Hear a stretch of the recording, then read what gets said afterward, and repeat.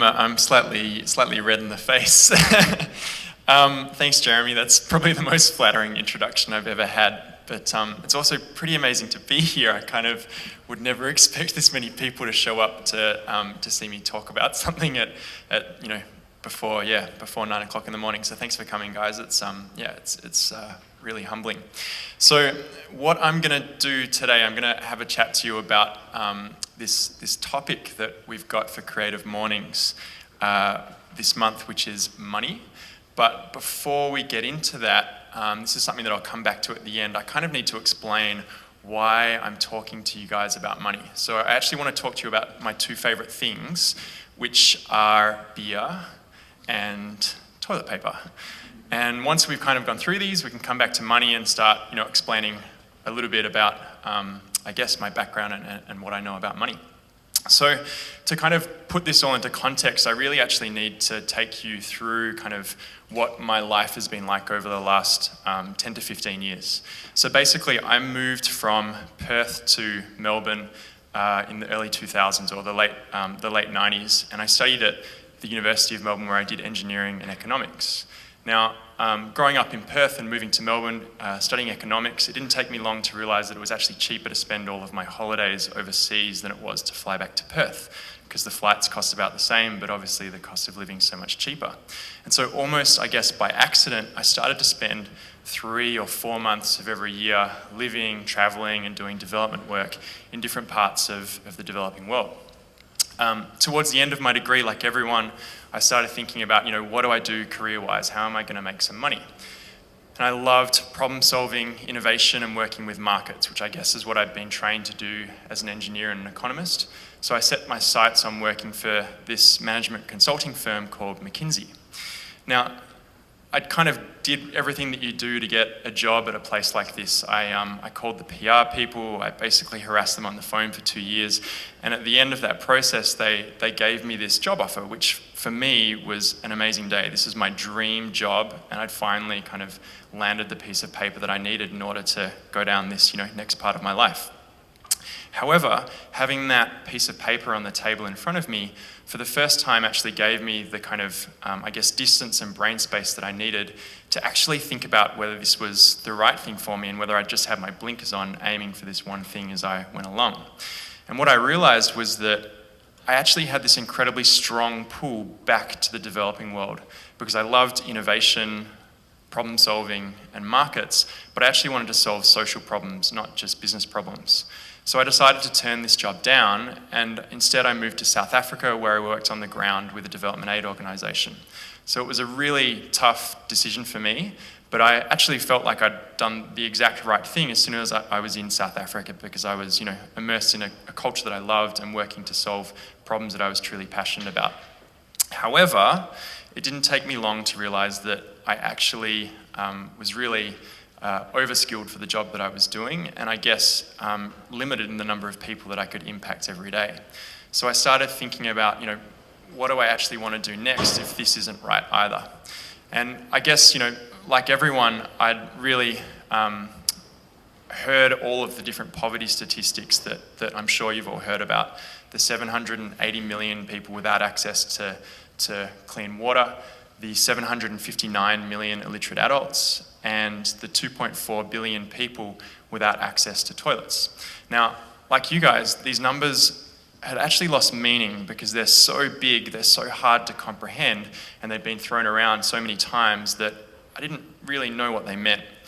But for me, what actually had a lot of meaning was when I realized that I'd been in and out of the developing world at this point for about 10 years, and I hadn't visually observed any changes in the level of poverty in front of my eyes in that time. And that didn't seem right, because these are big problems that we talk about solving, and I couldn't visually observe any changes to what was going on. And so I guess, once again, the economist in me came out, and I started saying, well, what's actually happening? What are we doing here? And I looked at the numbers, and basically I saw that 759 million illiterate adult figure, and over the same decade that I've been in the developing world, I'd seen that improve by about 100 million people, which is a massive improvement. 100 million people is huge.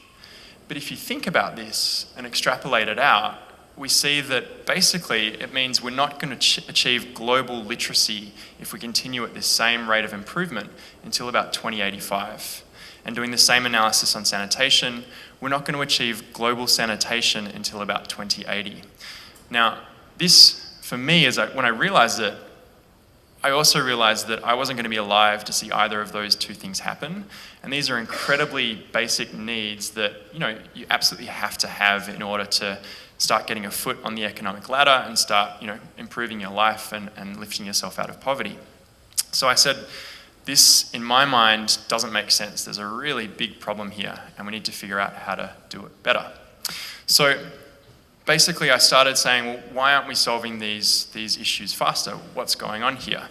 And I found that there's a lot of incredible organizations who are working to solve these problems. And when you go and talk to them and say, why can't we do this more quickly? The number one reason that I was given time and time again was simply that they are underfunded. They don't have enough access to capital in order to solve the problems that they're working to basically, fighting against. And so I said, well, where does the money come from? I did a lot of research, and I found that it's not corporations or foundations or governments. These organizations are relying on donations from individuals. But the average Australian donates about 0.36% of their income on an annual basis. So a tiny, tiny, tiny amount. And these problems are huge, and we're solving them incredibly slowly. If we're going to actually see these solved in the short term, I think this figure needs to be about 5 or 10%, so much, much, much larger, about 15 or 30 times larger. And if we're going to see something like that happen, I don't think we can actually just go about increasing what we're doing at the moment. We can't ask people to give 15 times more or put 15 times as many people on the street asking for donations. I think we actually have to completely rethink the way that we engage in philanthropy. So this, is kind of a completely harebrained scheme. It's a really, big picture idea.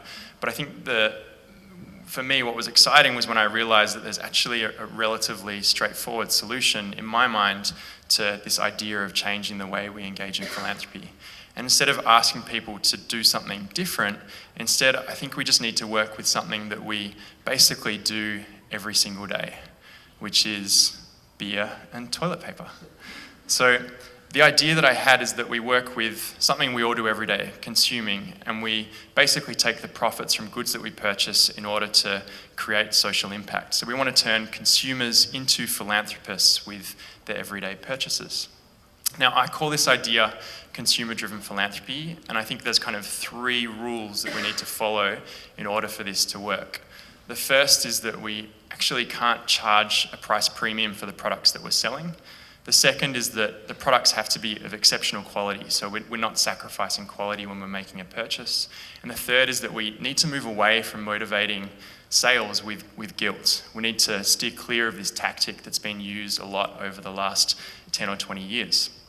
So I guess, to test this idea out, I spent the last few years working to set up a non-profit bar called Shabeen. And the idea behind Shabeen is that we sell different beers and wines from the developing world, and the profit from each drink sale goes back to an organisation in that drink's country of origin. So if you have an Ethiopian beer, you're helping to provide agricultural equipment to a rural farmer in Ethiopia, and a glass of South African wine basically helps to provide education or access to education to school kids in KwaZulu-Natal in South Africa. So the name itself comes from the Shabeens of South Africa, which were the illegal speakeasies that sprung up during the apartheid era. But we think of our Shabeen as being, win-win for consumers and our beneficiaries, because now our consumers can think about, or can actually go and make a difference by deciding where they go for a drink. And our beneficiary partners, or the people we support, are tapping into this pool of funds that's previously inaccessible. It's the trillions of dollars that change hands in our economy every year. And what's really exciting is that your average bar goer isn't someone who's thinking about these issues on a regular basis. They're not supporting the Ethiopian farmer on a regular basis. So this is a previously, inaccessible source of funds. So, the question for us was, well, sounds like a great idea, but is this something that can actually work?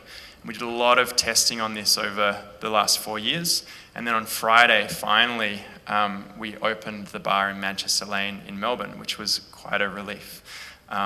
It's also made me incredibly tired, but that's what happens. So the bar's actually doing really fantastically. We're overshooting our revenue projections quite significantly, and this is just the first stage of our planned renovation, so we'll continue kind of growing it and rolling it out from here.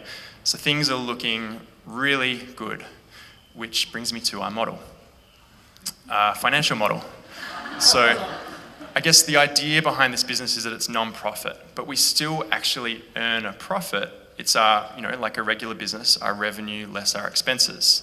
The difference is that we hold on to the first 15% of that and we pay out the remaining 85%. So that first 15% basically allows us to manage cash flow and prepare for a rainy day and hopefully open a second venue at some stage in the future. The remaining 85% gets paid out, and we expect that over the first 12 months of operations, we're going to see about $200,000 flow out the door, which is really exciting. So that figure starts to increase pretty drastically over time, and after 3 years, we get a total amount of $800,000 going out our doors, which is, it's good, but it's not going to solve this, all of these problems that we've got. So we need to think about how to do something even bigger than this, which we're working on. And that's why I'm here not to talk to you about just beer, but also toilet paper. So toilet paper for us started kind of coming into this equation when basically we were said, well, how do we improve on the Shabeen concept? How do we take this further and make it better? And what we realized is that not everyone drinks beer, and we can't fit everyone inside Shabeen. It's a bricks and mortar business. We've got a limited capacity. So we needed to find a product that had the capacity to touch absolutely everyone, which is exactly what toilet paper does. So we decided to start a toilet paper company that basically uses 50% of its profits to build toilets in the developing world, and the product itself is called Who Gives a Crap? Now, again, this sounds like a great idea. Let's start a toilet paper company. I guess the reality was we had to figure out if this was something that actually worked. So to test it out, we basically set ourselves a goal of pre-selling $50,000 of product. We said, if we can show that there's enough demand for this product for people to buy $50,000 worth of thin air on the basis that we'll deliver the product in 6 months' time, then it's a good idea, it's viable. And this is how we did it.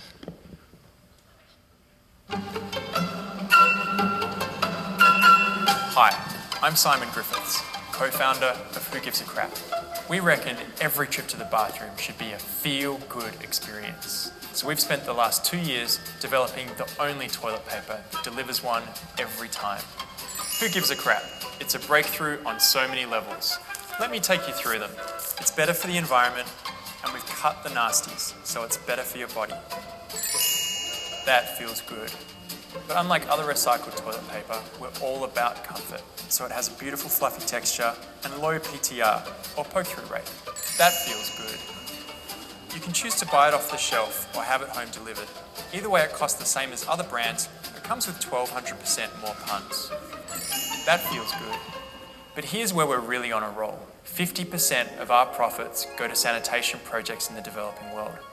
You see, while a trip to the bathroom can be the ultimate feel-good experience for some, for many, it's not, because 2.4 billion people don't have access to a proper toilet. The bad stuff ends up in waterways, causing diseases that fill half the hospital beds in the developing world. That doesn't feel very good. And that's why we're donating 50% of our profits to WaterAid. WaterAid help the world's poorest people access clean water, sanitation, and hygiene education. They're literally saving the world from the bottom up. It's as simple as that. We take something that everybody needs and use the proceeds to help people in need. And that feels really good. Heading up Who Gives a Crap, Jehan Ratnatunga in LA, Danny Alexander in New York, and myself down in Melbourne, Australia.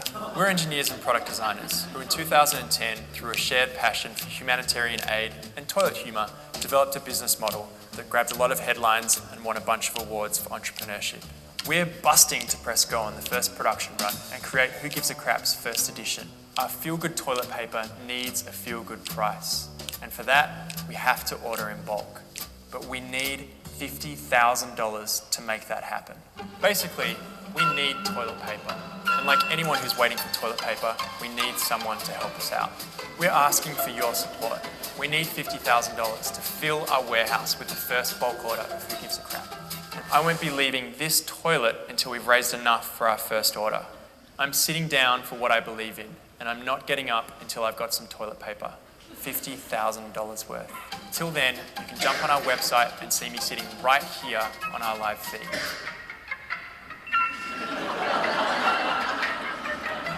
So please, bit of help.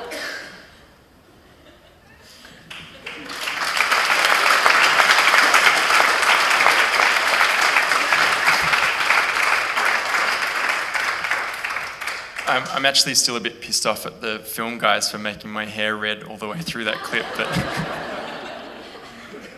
I forgot about it until then. So this is what the campaign ended up looking like. So basically, yeah, I sat on a toilet on a live web feed until we hit our target, which ended up taking basically 50 hours. So I still can't sit down properly on long haul flights.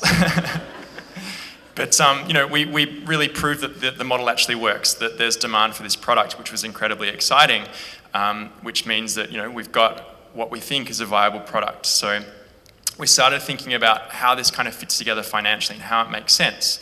And what we found was that basically if we can crack 1% of the Australian market, then we're going to be able to generate annual profits of around $600,000 a year for the business owners and provide toilets to around 240,000 people. So this is a really exciting for-profit, for-purpose model, which we're really keen on. So you're probably thinking now, okay, I get it, beer and toilet paper, this makes sense, but how does this actually relate to money, which is what we're here to talk about today? Why the hell would they ask this guy to talk to us about money? Now, I started thinking about that myself, and what I realized is there's a few things that I have actually learnt about money over the years. How to raise money, how to spend other people's money, how to give money away. Probably the one thing that I'm still trying to figure out, and I'm sure I'll get there, is how to make money for myself. So, I'm going to talk you through kind of those 4 topics, I guess. The first thing is how to raise money, and I guess there's many different types of sources of capital available to us now that I'm sure you're all well aware of.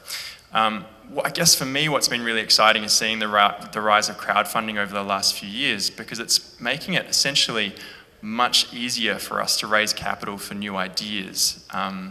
And basically, for us, what we learned was that there's much bigger benefits than just raising capital through crowdfunding. The first is that, as you've heard me talk about, we can actually start testing the demand for our products, putting it out there and seeing how people respond to it. So you get a lot of information from going through this, which is something you never get from an angel investor or a venture capitalist. The second is that you can actually build up this amazing audience of early adopters, people who love your product and love what you're doing and will accept the faults that are there when you're getting started and give you feedback to help you improve on them. And the third is that it actually allows you to kind of test everything that you've got in your product life cycle. I'm not a toilet paper, or I wasn't a toilet paper expert, I guess I am now. But we had to go through the process of figuring out all of the production, logistics of shipping and everything else in order to bring this product to market. And so now when we do actually launch it fully, we're in a position where we know all of the problems that we're potentially going to face, which is great. Now, this looks like a really rosy picture. The idea of crowdfunding is fantastic. You raise money, but you also do these other 3 things which are really valuable. I should say that it's not the most straightforward process to go through, and to run a really successful campaign, there's months and months and months of planning that go behind that. And some of the people in this room, I know, have been through that themselves. So I think, the key thing for us that we learnt going through our campaign was that to make it successful and to give it viral potential, there are two things that you have to do really well. The first is that you need to make it newsworthy. It needs to be something that people want to write about and report on. You need to put the catches in there for the media. The second is that you need to do everything you then can in order to make it shareable. It needs to be something that people will happily share over social media without being asked to. And basically, if all else fails, you just pull down your pants. So, the next thing I wanted to talk through is how to actually spend other people's money. And this is something that I'm actually relatively new at. It's something I've only been doing probably for the last 6 months. Launching Shabeen, we've been spending a lot of money on our build, and with Who Gives a Crap, we've been spending all of our contributors' money in order to bring our product to market. Now, this was something that I hadn't put too much thought into before we'd really started this process. What I've realized now is that spending other people's money is actually all about managing their expectations. It's not about spending money efficiently, it's about making sure that your supporters and your investors and the people who've given you this money have expectations that are being met by what you're doing.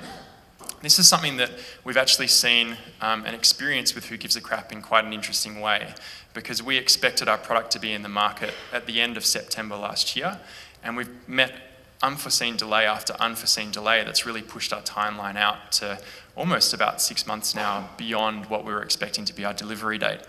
Now, our approach to that was always be as transparent as possible, explain what's going on, be apologetic when things are going wrong, and face up to the facts, tell people what's happening as it's happening. In hindsight, I actually think this is a really bad approach, and it needs to be adjusted. I think what you should be trying to do is, yes, be transparent, but you actually need to build huge buffers into what you're telling people the initial expectations should be. You really need to under-promise and over-deliver. And this is the same for Shabeen with our build with our investors.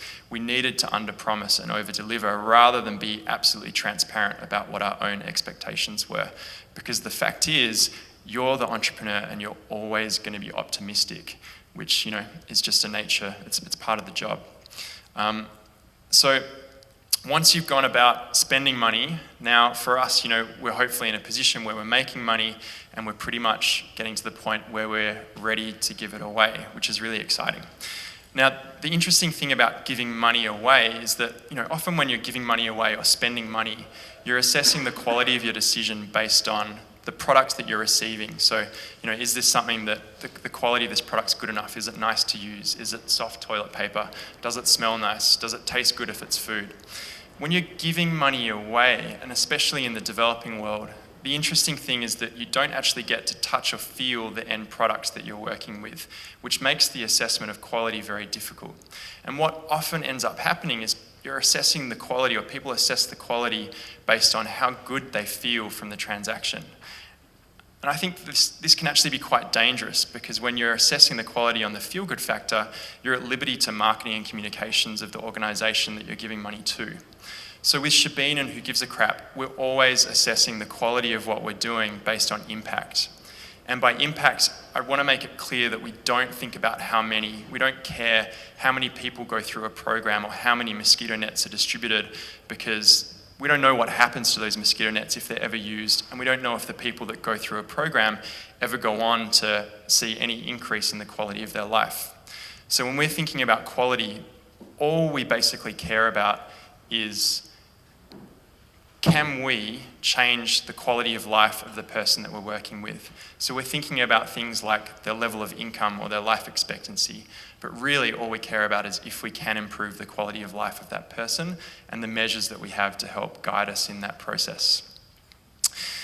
So the last thing I want to talk about is how to make money. And as I said, this is something I'm yet to figure out. But there's actually a really good reason behind why I'm yet to figure this out. And I started thinking about this before giving this talk, And I realized that it was quite interesting to look at how much money I've had over the duration of the last decade or so. And I found that, after I finished university, I worked briefly as an engineer and I started to earn a bit of money. Then I worked briefly as an investment banker and I started to make a lot more money, which was great. And then I sort of went, hang on a second, I don't like this corporate world stuff, this isn't for me. And I worked as an aid worker and all of a sudden my savings started to dwindle. And then I worked as an entrepreneur and they dwindled even further. And then they pretty much hit rock bottom, which has been interesting. And then I realized that you can actually plot my level of happiness against the savings that I've had over this journey. And I realized that, while I was at uni, I was pretty happy. I didn't like exams very much, but I got 4 months off when I was, pretty much in the developing world for that time. And then I, worked as an engineer and my happiness went down a little bit. I worked as an investment banker and my happiness hit an all-time low. And then when I, started figuring out what I actually wanted to do, my happiness kind of slowly started to increase until I got to the point where, I was feeling really great about things. I woke up every day really excited to go to work. And this is still the state that I'm in despite the huge amount of sleep deprivation and over-caffeination of the last week. So, I think it's really important to acknowledge, particularly from my experience, that money and happiness are two very separate things and they can get intertwined, and money does sometimes lead to happiness, but really for me happiness has not been about money at all. And what I found is that once I let go of the idea of having this regular income, amazing things started to happen to me, and I'd hit these points, these rock bottom kind of financial points, and I'd be wondering how the hell I'm going to pay off my credit card, and bizarre opportunities kind of come out of the woodwork that make things possible, like getting street cast into a TV ad that then ends up paying you royalties for the next 3 years that you can live off. So what I realized was that happiness for me has actually been a really great exercise in figuring out how to design my lifestyle around everything that I enjoy doing. And happiness is not about money, it's about the things that money sometimes gives you access to. And if you can figure out what those things are, and often you don't actually need money to get access to them, then life becomes pretty good. I don't think this is a great kind of long-term output, and it's certainly not the advice I'd be giving to someone who's 40, but it's served me well over the last decade. And I guess what's happened now is I've built this toolkit that in the future I can start to tweak and use in order to actually generate the money that will give me some financial stability. But I guess, I've kind of learnt this amazing life lesson early on that, happiness and money are certainly kind of not two things that have to go together all the time. So that's, I guess, my take on the topic of money. And hopefully, you understand how beer and toilet paper kind of fit into that picture. So thank you very much for having me, and bottoms up.